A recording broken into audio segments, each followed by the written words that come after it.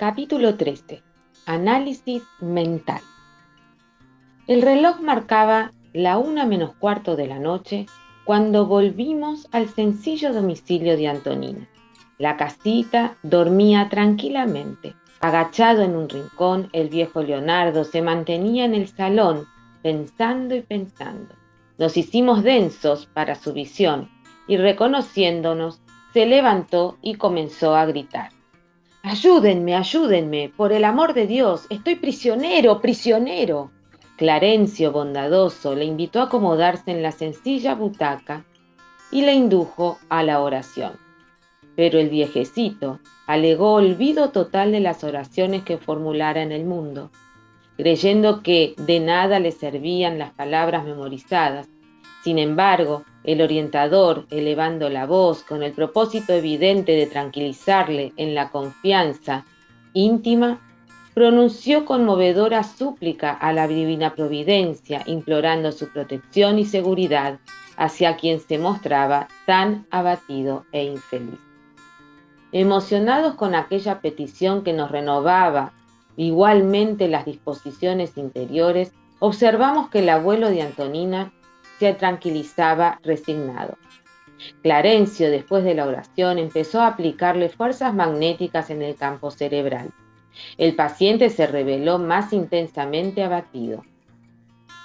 La cabeza le colgó sobre el pecho, incontrolada y somnolienta. Mirándonos de forma significativa, el ministro ponderó. El flujo de fuerzas debidamente dinamizadas en el pase magnético le arrancará de la sombra anestesiante de la amnesia. Podremos entonces sondearle la intimidad con más seguridad. Asistido por nuestros recursos, su memoria retrocederá en el tiempo, informándonos en cuanto a la causa que le retiene junto a la nieta, aclarándonos además sobre probables lazos que nos conducirán a la llave del socorro en su propio beneficio. ¿Pero el retroceso de los recuerdos podrá efectuarse de improviso?, preguntó Hilario perplejo. Sin duda, respondió el instructor. La memoria puede ser comparada a la placa sensible que, bajo la influencia de la luz, guarda para siempre las imágenes recibidas por el espíritu en el curso de los innumerables aprendizajes dentro de la vida. Cada existencia de nuestra alma, en determinada expresión de la forma, es una suma de experiencia conservada en prodigioso archivo de imágenes que, superponiéndose unas a otras, jamás se confunden. En obras de asistencia como la que debemos realizar, es necesario recurrir a los archivos mentales para producir cierto tipo de vibraciones, no solo para atraer la presencia de compañeros ligados al hermano sufridor que nos proponemos socorrer, sino también para descubrir los rincones de la mente en las fibras recónditas en que ella retiene sus aflicciones y heridas invisibles.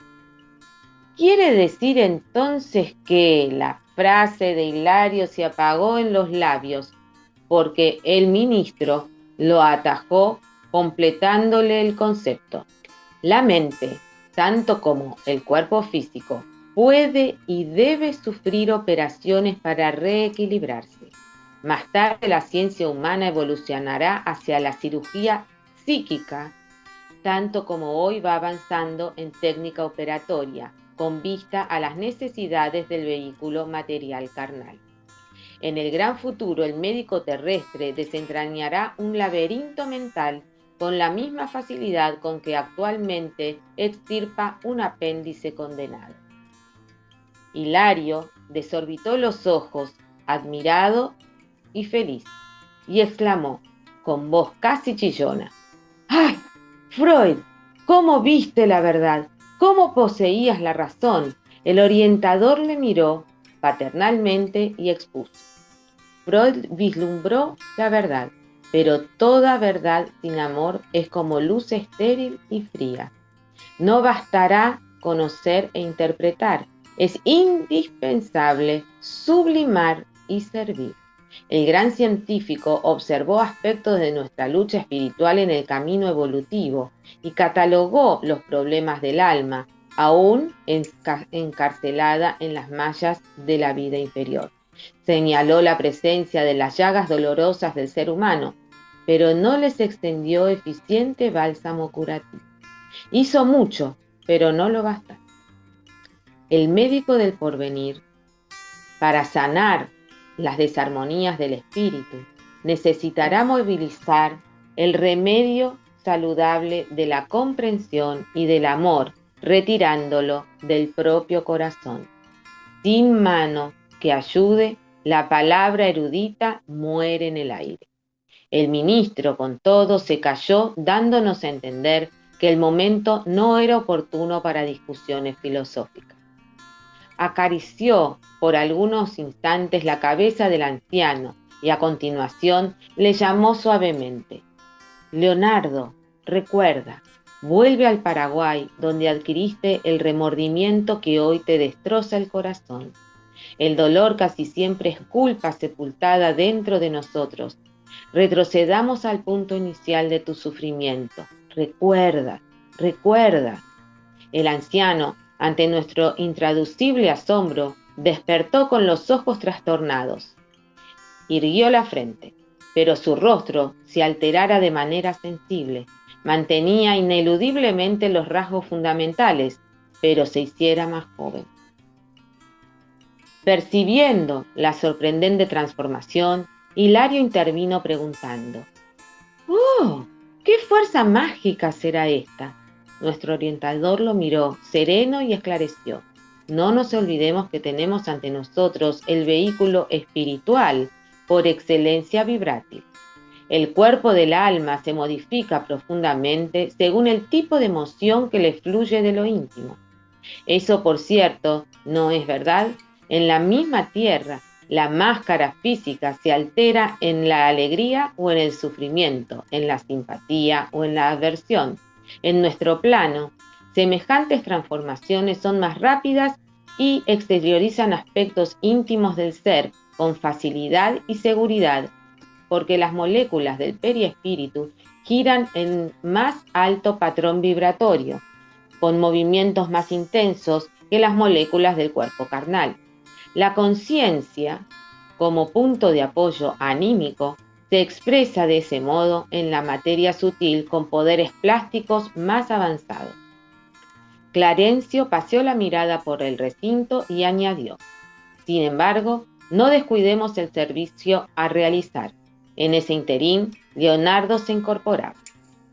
Parecía animado por una extraña energía. El cuerpo, no obstante, continuaba oscuro y se revelaba recio.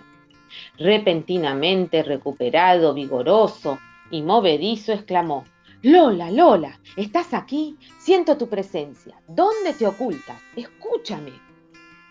Escúchame. Con inesperado espanto vimos a doña Antonina escapar del aposento en el cuerpo espiritual en el que la divisáramos en la víspera. Avanzó a nuestro encuentro, extremadamente sorprendida, y descubriendo al abuelo transfigurado, como si fuese tocada en lo más íntimo de su personalidad por misteriosa influencia, expresó súbita alteración facial, renovándose igualmente a nuestros ojos. Las líneas de su semblante se modificaron de súbito y la vimos realmente más bella, aunque menos serena y espiritualizada. Favoreciéndonos el máximo provecho en las observaciones, el ministro dijo en voz baja: nuestra hermana requiere tan solo ligero auxilio magnético para recordar. Le basta la emotividad anormal del reencuentro para caer en la posición vibratoria del pasado, dado que todavía no se encuentra en paz con la ley. Aterrada, Antonina se postró de rodillas a los pies del anciano que rejuveneciera bajo el influjo de los pases de Clarencio y gritó: ¡Leonardo! ¡Leonardo! Él, entretanto, irradiando en la mirada odio y padecimiento intraducible, bramó: ¡Al fin!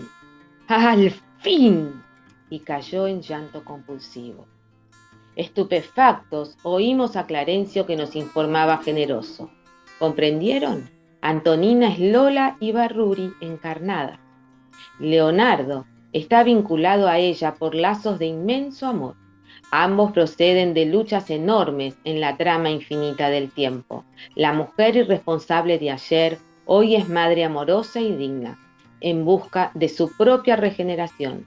Habiendo abandonado antaño al marido, inducida a desposar a un hombre animalizado con quien se encuentra igualmente enlazada por los lazos del pretérito y que, al no entender la hora, la relegó al olvido. Sin embargo, recibió antiguos socios de destino como a hijos del corazón a los que conduce para el bien. En contraposición a las facilidades delictivas del pasado, atraviesa actualmente aflictivos obstáculos para vivir. Simpatía irreprimible nos inclinó hacia aquella mujer en pruebas tan ásperas. La enseñanza que la vida allí nos ofrecía era efectivamente sublime, pero la voz del orientador era clara y segura al recomendar: ayudemos, el momento determina el auxilio.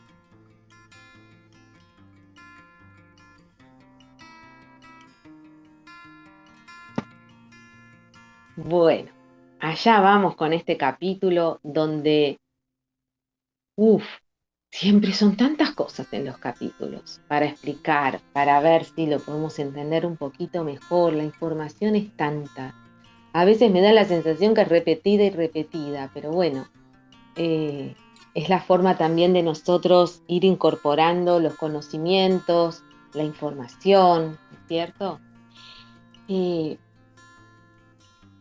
Por un lado, nos describen ese momento increíble de la transformación del viejito en joven, cómo su cuerpo espiritual, su periespíritu, psicosoma, cuerpo astral, tenemos muchas formas de llamarlo, como les digo siempre, se va transformando, esa plasticidad que tiene nuestro cuerpo, el cuerpito de nuestra alma, de nuestro espíritu, que él, según el momento, las emociones o la intención de la mente, puede transformarse en ese ser que fuimos, ¿no?